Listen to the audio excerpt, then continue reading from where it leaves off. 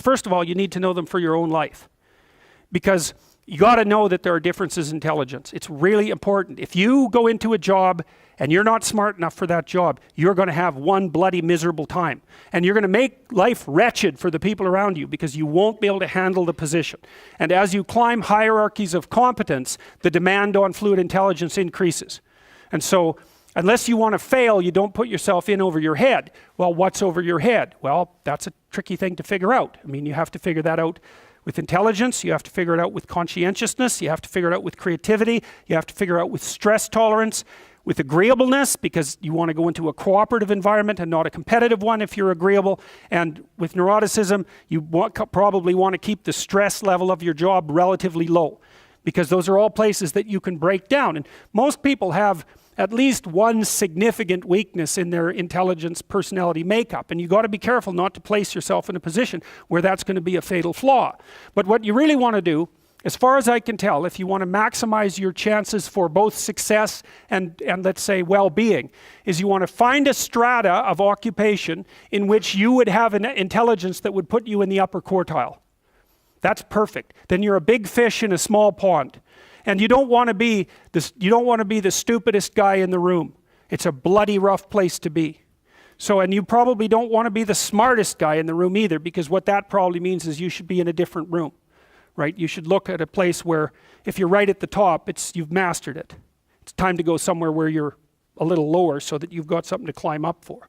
So, and if you're not hyper conscientious, for example, you're probably not going to want a job that you have to work 70 hours a week at, because you're just not wired up that way. You'd rather have some leisure, and like, more power to you.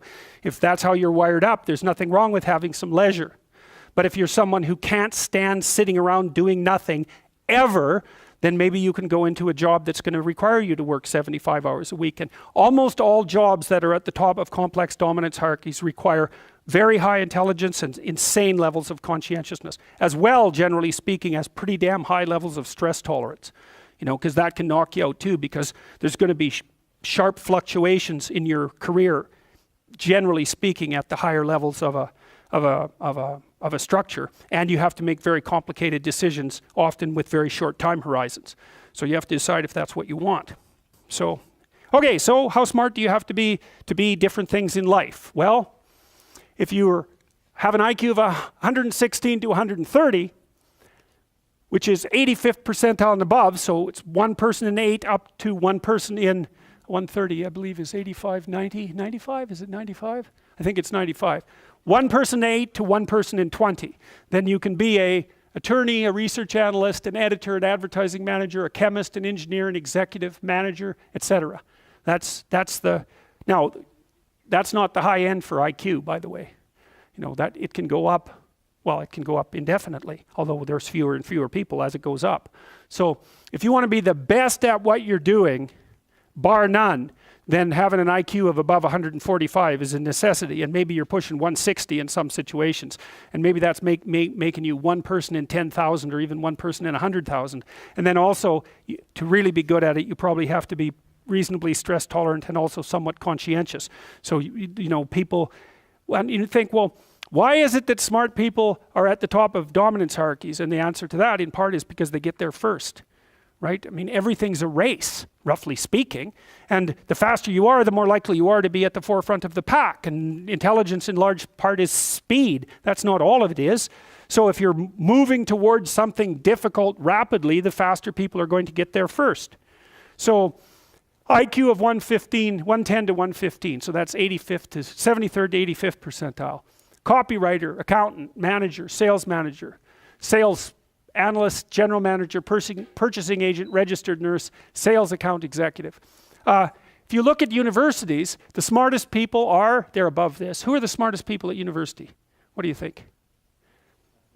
Mathematicians, physicists and mathematicians, right. I could tell you who's on the other end, but I won't. Yeah, I'd like to though. Anyways, okay.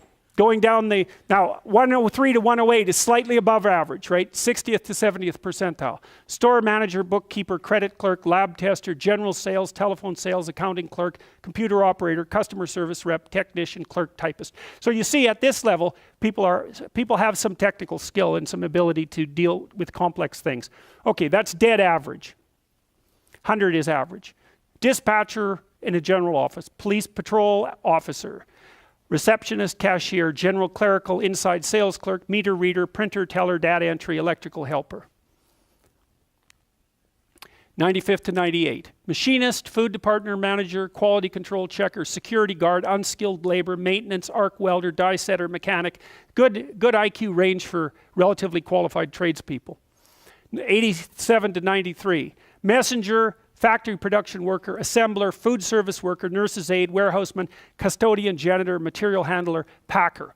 Now, what you're starting to see is that as you move down the hierarchy, the jobs get simpler, they're more likely to be assigned by other people, or they're repetitive.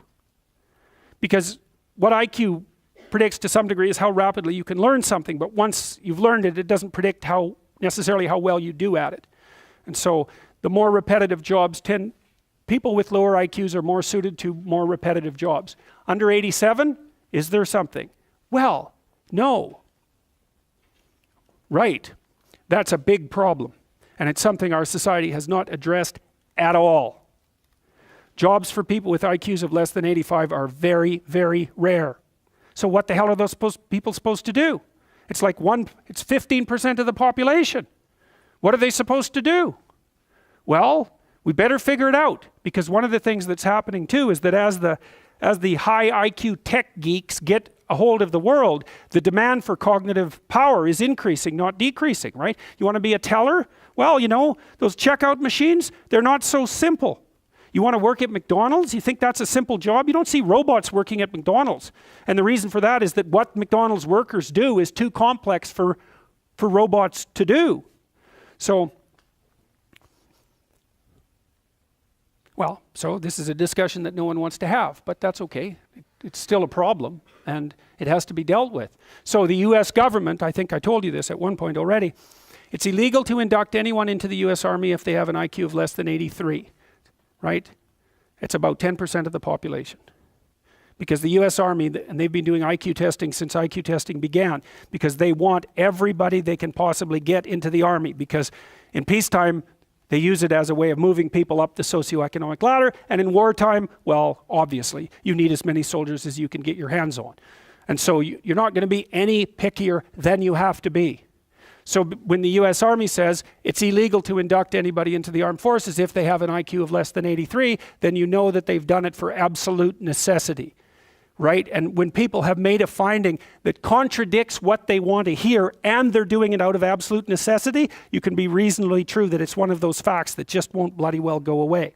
And so you might think, well, if there's nothing for someone with an IQ of less than 83 to do in the Army, what makes you think that there's something that they can do in the general population?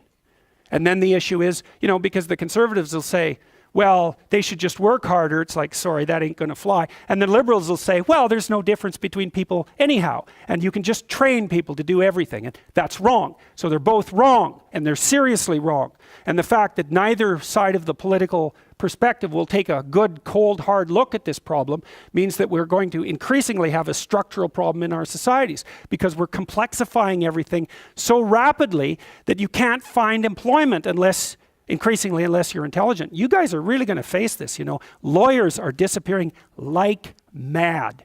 And the reason for that is, you can look it up online. Increasingly, you can do things yourself if you're smart.